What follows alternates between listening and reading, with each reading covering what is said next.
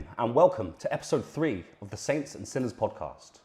Now today is a very special interview for me because I didn't think I'd be able to get someone huge on such a small platform as we've only just recently started our channel. However, if you like what you see, we'd like you to like and subscribe today. And without further ado, I'd like to introduce you to my guest, Tristan Tate. How did you manage to get such a big name on your interview, Rory? I mean, I don't understand. You've just started on Rumble. Your channel's relatively small. How did you manage to get such a big name on your podcast? I'm impressed. I don't know. I mean, it took a lot of convincing, but I mean, we're here now, so we're going to get it going. I've wanted to do this interview for a little while now, and I think I've got some good questions today. Some questions that people would like answers to.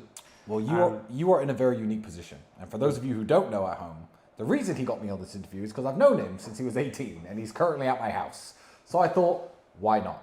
And he is actually in a very unique position because he could probably get away with asking me things that most people wouldn't and most people would be scared to ask. So I don't know what the questions he's going to ask me are, but I'm very interested in what you've got to say.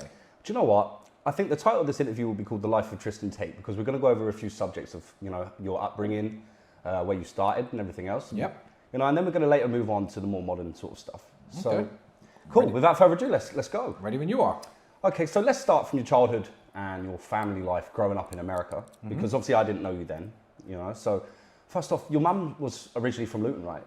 Yeah, so my parents actually met at an Air Force base near Luton called Chicksands, where American Air Forcemen and soldiers would go out and have a bit of a party, and there were some local English girls around, and my dad, obviously being the big, black, strong, handsome man he was, saw that little pretty white English girl at Chicksands and managed to promote 12 years of marriage and 3 kids out of her. So well done to him. But yeah, I was born in the United States. See, that's very interesting because Chicksands is actually very local to Luton anyway. Yeah. I think it's about a 15-minute drive away. Absolutely. So Eileen met Emery at Chicksands, and from there, she obviously fell head over heels in love with Emery. And then I'm guessing Emery moved Eileen to the States, is that right? Absolutely. I was born in Washington, D.C., Walter Reed Medical Center. I believe that's the same hospital that presidents go to. So I was born in the Walter Reed Medical Center, but I don't remember any of Washington, D.C. Okay, so obviously you were very young at the time. So where was your first school? So I thought you were from Illinois. No. So the reason me and Andrew say Chicago is because nobody knows where anything is in the United States. People know New York, California, Miami. So if I'm in Turkey and people say, where in England are you from? I say London.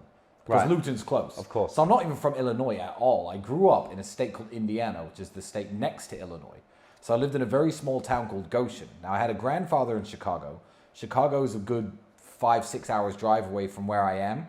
But if you're trying to make somebody imagine in America where I lived, I just say, Chicago, the Chicago area. Dad grew up near Chicago. It's just an easier explanation to the foreigners. But yeah, I grew up in Indiana. Okay, so let's talk a bit more about your upbringing in America. So did you have a nice family home? Did you live in a nice area? Did you go to a nice school? No, not really. So, I mean, the situation with my father, me and Andrew never really go into it. But essentially, he was a successful man up until I was about 2 years old. So I don't remember ever having any money or anything good. Right. So he used to travel around playing chess. He fought with the military for a decade trying to get his old job back, which ultimately failed. He never did get his job back with the military. He never got any back pay. He never got financial compensation or anything like that. Yeah. So I always remember being poor, even when I was living in America, because my first memories of going to other people's houses, I'm like, I live in a bedroom with my brother and my sister. We have one room that we all share. That was the kids' room. You've got your own bedroom. Stuff like that was mind-blowing to me at age 4 or 5. I mean, and your school there? Your school was it a good school? You know what's funny? I now realize that I'm famous enough that when I start saying the names of schools and stuff, people might contact me from the past or to the same school. I went to Chandler Elementary School in Goshen, Indiana. That was my first ever school. I knew this. I knew that was Goshen, Indiana. That's right. So let's talk about your sibling relationships growing up. Obviously, I know you're very close to Andrew. You always have been as long as I've known you guys. Then there's Janine as well. So were you guys close growing up? I feel like sibling rivalry, boys fighting and arguing is a very normal part of growing up. We used to punch each other, that kind of thing. Of course, yeah. You've got brothers yourself. Yeah. I think our superpower was as we came into adulthood and realized how alone we were on Earth, or in the world, that we transformed that kind of rivalry or any jealousy or anything we had for each other into teamwork. Into a partnership, Yeah, right? but you don't think that way at 8 or 9 years of age. If you've got an older brother who steals your stuff, you try to punch him. And then Of course. he punches you back hard. I think that's a common trait across every sibling, relationship in the world. But, let's talk about chess. When did you start playing chess? Because I've seen articles on Andrew winning chess competitions from when he was 5 years old. When did your dad get you boys to start playing chess? And So what's interesting now is I'm going to start teaching my daughter chess now, and she can't even speak properly. The reason being, I don't remember ever not knowing how chess pieces moved. So I don't know how old I was when he taught me, but I never have that memory of sitting down saying, how does this piece move? How does this piece move? My earliest recollections of chess, maybe I was 3.5. My earliest recollections of sitting at the board, I knew how the pieces moved already. so for as long as you can remember, you've naturally known where all the pieces move. There's not a single point in my life when I can remember not knowing how to play chess or learning how to play chess. That's insane. I remember studying chess, but actually learning the rules of the game, how to set them up, it feels like I've always known it. So he must have taught me before I could speak.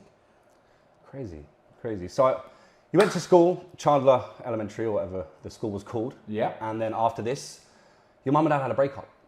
They broke up. What age were you then? Jesus, I was about 7.5, 8. And the reasons for the breakup weren't so much the marriage being on the rocks. I believe the reason for the breakup, as it is most marriages and most breakups, was financial. You have to understand, in America, if you're broke, you can't go to the hospital. There's no health care if you're broke. It's not like the NHS in England where you can do whatever you like and just go to the hospital, call an ambulance at whatever hour of the day you want and it's free. Yeah, I know. So you get charged thousands of pounds for an ambulance in America. Yeah, no, thousands, tens of thousands sometimes. So I think the main discussion of my parents' divorce was around medical care, because we were in a situation where they'd tried so hard for so long to keep their heads above water, but they were now at the point where the medical insurance for the family was lapsing. So me, my brother, and my sister, if anything happened, there was no going to hospital, because that's the way America is. Or if you do go to hospital, you're now in debt forever. So being British citizens, there was a discussion about them perhaps staying together. Yeah. But certainly for now, my mum had to take the kids and go over to England.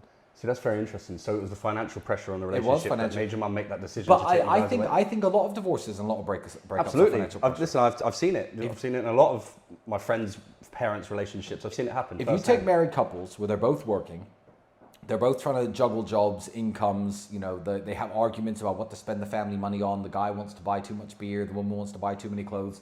They fall out all the time. And I just feel like it's not great, but a lot of marriages could be solved by giving them $10 million. Like, a lot of the problems in most families could be solved by saying, stay married, here's $10 million. Yes. Just chill out and don't work anymore. So it's one of the reasons that me and Andrew always preach about, financial success and making money and all the things that we always talk about, because we understand that as ugly as it is, I guess, that the world revolves around money in such a way. It's not just the world, it's your relationships, your marriages, your family, the dynamic you have with your kids. It all revolves around money in one way or another, because it can make things a lot better, and money can also make things a lot worse, but being broke is harder than being rich. Which moves me on to my next question. You moved to England when you were very young. 8. Did that have a big impact on you as a child? Did it make you feel it? And did you miss America when you first moved to England? How was that move for you? Moving country when you're a kid is very difficult. And England and America are extremely different countries. So I lived in a country with a forest and nature, and I could run outside and play in the woods. And that was very much my childhood and my lifestyle, I guess, as a 7-year-old, riding bikes around. And then I moved into the middle, just north of Bury Park in Luton. Marsh Farm? No. The homeless shelter we lived in was on Studley Road, the same road as the fire station. I know Studley Road. Anyone from Luton will know Studley Road, I'm sure. It's the fire station road. It's now been demolished and it's a bunch of flats now, but there used to be a house there that was owned by the government. It was like a homeless shelter for homeless families. So there I am in the middle of there. The closest park, I guess, is Wardown Park, but if you go down there, you're going to get stabbed or robbed. Well, these days, absolutely. These days. I mean, it still wasn't that great 25 years ago. The ice cream store there is still running. Yeah? It's still there? It's still going, the same one. Who goes to Bury Park nowadays, especially with your kids? Yeah.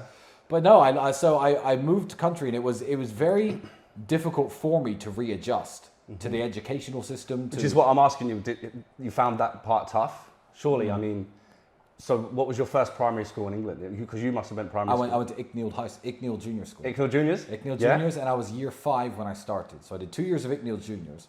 And then, ironically, because the house that the government put us in after the homeless shelter wasn't in the Icknield catchment area, I had only just made a bunch of new friends. So I was 10 at this point. I've been in England 2 years. I'd only just made a bunch of new friends.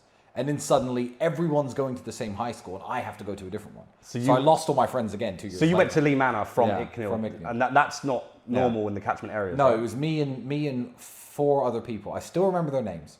Lawrence Dakini, Taisha Davis, and Mark Curtin. I've heard a few stories about you and Mark. Mark's a good friend of mine. So those are I still to this day, isn't that weird? That all these years later, I remember the only 4 people from Icknield Junior And you'll School. never forget. And I haven't said the word Lawrence Dakini or Taisha Davis in 14, 15 years. I haven't even heard of them. But I still remember 4 of us from that school got to go to Lee Manor. So yeah, that sucked. Did you ever deal with a lot of, so being an American kid with an American accent, did you deal with a lot of, not so much bullies, but did you ever have any conflict for being the American kids or? No. No one cares if you're American. I think that culturally you're different and you know that you're different. Yeah. I think nowadays British kids and American kids are a lot more similar than they were back then. Before the internet, before TV shows mixed the cultures too much. England was England and America was America. No, I didn't really get any trouble for it. If anything, people thought it was cool that I was American. Yeah, I did think that. Yeah, so people wanted to talk to me more. But no, I've never in my life had any cases of bullying or anything like that. And I've always been quite headstrong and stood up for myself. Anyway, you've never been scared of a straightener, I'll tell you that much. I've never been scared of a straightener. What I will say is, so you went from Icknield to Lee Manor. Lee Manor, quite renowned for being quite a rough school. The worst school in Luton, which is one of the worst towns for education. I mean, its Ofsted reports weren't great. Yeah, I've heard it's doing much better these days. Do you know what? I think they've had a revamp of the school. It's been renovated and they've got new teachers in. And they've revamped the entire council estate. Yeah. But when I was at the school, it was under a state of what's called special measures. So the government was actively inspecting the school every 4 to 5 days to stop crime and drugs, and all the teachers were just I remember at the time it was really rough. Yeah, and they weren't hiring teachers on contracts. They were hiring specialist teachers who were ex-police officers and stuff. Crazy. It was really bad when I went to it. So crazy. So shout out to Mr. Snape, turned it around.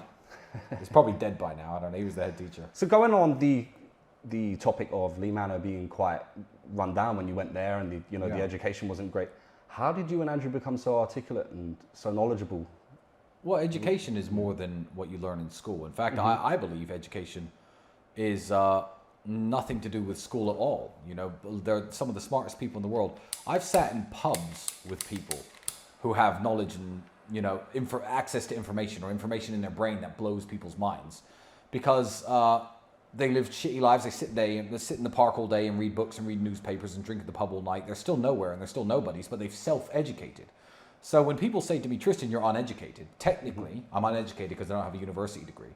I know much more about many more things than almost anyone I know who has a university degree. But where did that discipline come from? Because obviously your dad was in America, right? Your mum was in England with you guys. She had enough on her hands trying to raise 3 kids by herself in Luton. That in itself is a task. Where did you get the discipline to educate yourself, and make yourself that? Did you read a lot of books?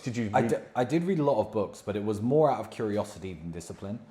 I could lie and say that when I was a kid, I was focused on learning things and I wanted to know everything. It's not really true. I just, libraries are free. I was bored. There was no source of entertainment in the world. Yeah. I remember being at year 5 learning about stupid things like the ancient Greeks. And as an American, I'd never heard of Greece. So I was like, what? Who are the ancient Greeks? I remember, so I'm 9 years old at this point. I had no idea who they were. So I would go to the library and get books out about them and start reading about them and try to educate myself. So when I sit with most people from any walk of life, there's at least a conversational topic I can hold with them. Yeah. But it wasn't about discipline when I was young. It was about curiosity. And then it was about being poor and being broke and having nothing else to do really than to read books. Yeah. But I mean, you see my room now; it's full of books. People don't know how much I read. I can't say the same for most people that went to Lee Manor at your age. I don't know. A lot of them. A lot of them are in jail. Which is why I asked the question. What made you choose that different path? However, what I will say is, when did you and Andrew decide that you were going to start fighting? You're both renowned fighters. Andrew's a 4-time world champion, as most people know in kickboxing. Yourself, you fought for British and European titles. Mm-hmm. I went to them fights, which you fought brilliantly in. Yep. It's What age did you start fighting and why? You know Luton, man. Yeah. There's nothing to do. And people say, why did you choose kickboxing? Why didn't you choose boxing? Why didn't you choose rugby? Why didn't you choose this? Like, it was simple as I was broke and there was a kickboxing gym in Luton. The best sporting facility in Luton was a kickboxing gym. Sure, there are some good boxing gyms and there's some good other things, but Andrew discovered this kickboxing gym. How old was Andrew? 16 maybe? 16? 16. He was doing his last year of high school. And how did you meet Amir? You know, how did you decide, right, I'm going to go storm gym, and, you know, what made you choose Well, Amir? Andrew had been a few times, and Amir had beaten Andrew up quite badly on his first visits. It was back in the old school, you know. Nowadays, you couldn't do that if some kid turned up at your gym. Amir's ruthless, bro. Beat him up, and he'll never change his ways. Nah, he'll never change. Amir's not for soft people to go into his gym. That's just not Amir's style. No, but it was, yeah, I think we just found a good affinity with him. We had a good relationship with him. We looked up to him, I guess, like an older brother or a father figure, you know, back in the day.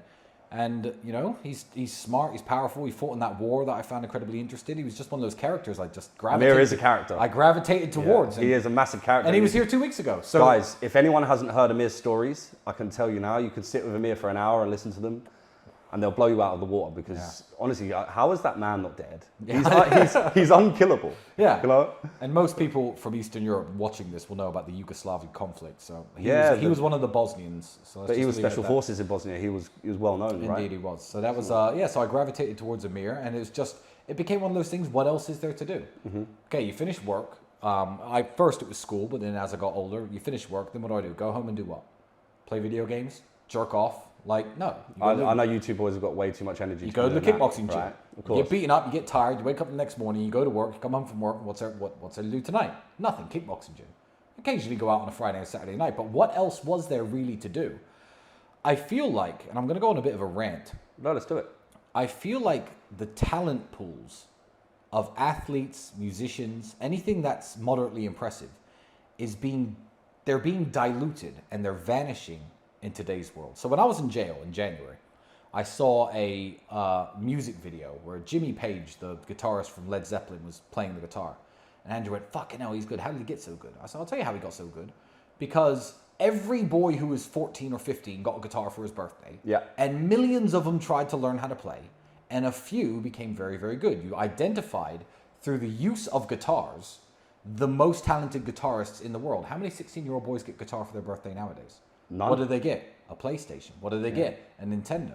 Yeah. So boxing, I feel like, is in its last great era, if you could call it that. Yeah. Because if you think of fighters, great fighters like Floyd Mayweather, Oscar De La Hoya, who spent years in the amateurs fighting for nothing. Mike Tyson. On pure sponsorships. Yeah. Hundreds of amateur fights, not making any money, not getting any clout, not getting any glory. For 10 years maybe, but for the first time they ever have a fight that's even on television, the talent was so refined by the sheer number of people participating in the sport or participating in learning how to sing or dance or play guitar or box or ice skate that you got super talented people. Now I look around at the Western world and every young man, everyone, 15, 16, out of shape, scrolling on TikTok.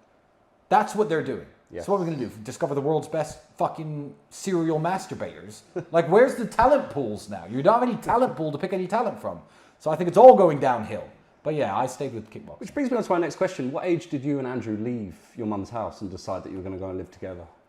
Well, we lived separately at first because we were very young and that house was two men of our size living in that house. Two big guys living in that house. We're too big for that house. Yes, right. I can imagine you drove Eileen mad. Yeah, we drove her insane. So I actually left when I was 15. When I was working at that sandwich shop, you know Peter. I made a friend, a guy from Slovakia named Peter.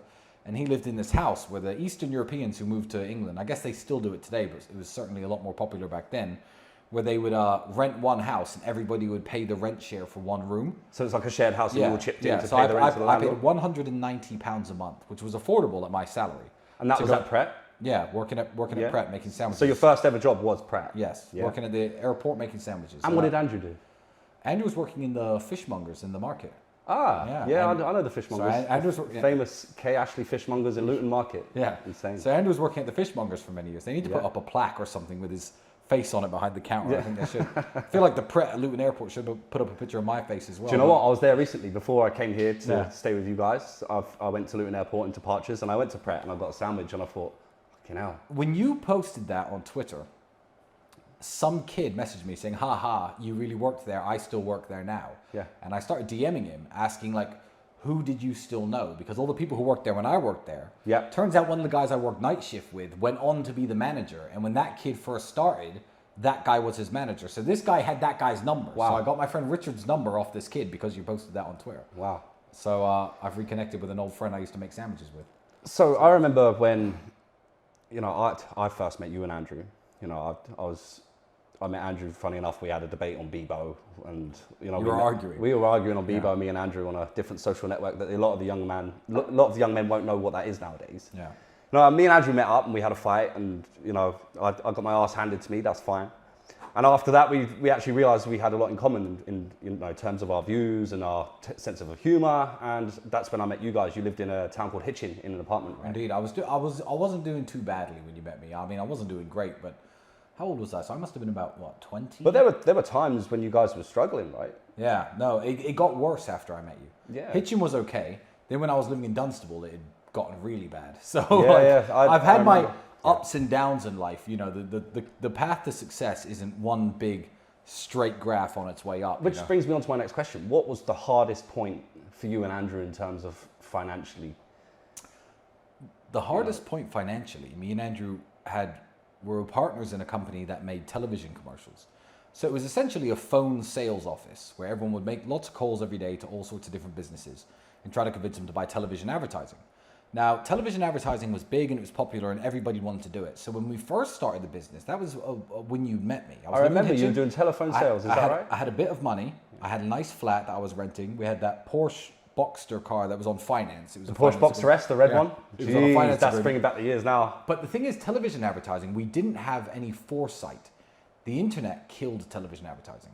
And we were still trying to sell these television advertising campaigns. We still had a few clients that were still hanging on. But there was the year when I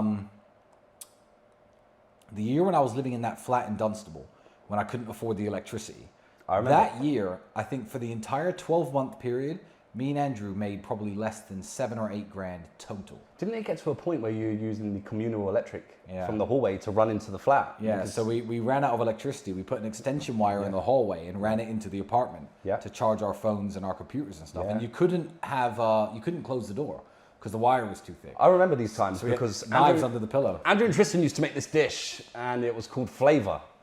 And it was the most bland dish you could ever have. And it was made of cheap mince, rice, sweet corn and peas. And beans, kidney beans, all thrown into a pot. So it had everything you needed to train and to survive. Yeah. But you used to freeze big pots of that for the week. But we ate the same thing every day. Yeah, I remember I used to do it with you. And that was also the year where I'd go to KFC. Everyone knows that story. That's right. That's where the KFC story I'm not going to repeat myself. But it's weird when you become a public figure and you're seen on the internet, people don't understand your life story. So people will say, I'll say like, oh, when I was 21, 22, I used to go to KFC and etc. And the people would find a picture of me and Andrew at 20 and 21 in that old Porsche Boxster we had on a finance agreement and be like, oh, look. I've still got many pictures. And they'll be like, oh, look, that's not true because this was 1 year before he said that happened. Yeah. There were ups and downs in my life, loads of ups and downs. Which is why I think it's important for people to know that you weren't always, you didn't always have money. Because people were under this illusion that you always had money. No. And that annoys me because I've seen you guys and I've seen your struggle and I've seen what you had to do to pay your rent. Before I was 28, I certainly had more hard times than good times. Absolutely. But the last few years have been exceptionally easy. Even this one where they send me to jail, it's fine. Okay, well, which is funny because I know you and Andrew, and I know that you've had the same friends from when I met you guys. Yeah, right. So Marcel, we got a few good friends. Surely you guys had a criteria as to who you chose as your friends and who you didn't. Obviously, I had bad taste. No, I don't think. When some people will meet a girlfriend and they'll be like, this one's the one. And they'll be like, how do you know? And they'll be like, nope, I just know. I don't think you pick friends. I don't think you really analyze people. At an older age, now I have to be more careful who I meet. I certainly do find myself analyzing people. What do they want from me is a big question that I have to ask myself now. Absolutely. I'm as wealthy as I am.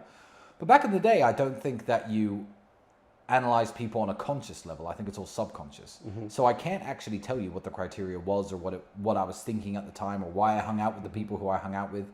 But the only thing that I know I've always looked for in friends and people is loyalty. I know that I just know that because me and Andrew have always had that. So we couldn't have anyone in our group who would betray that kind of trust and concept. Which I will say, everyone that I know from your group of friends, who are my group of friends too, every single one of them, their loyalty is unmatched. Of course. And I will say that, like, no one's ever broke the code. No, and that's how I've picked them. And I didn't do it on purpose, I guess. But I still have those same old group of friends that stand by me. I think I always will. Unfortunately. Yeah, well, sorry. But here you are. You're stuck now. Yeah. Sorry, bro. So, what was your proudest moment growing up?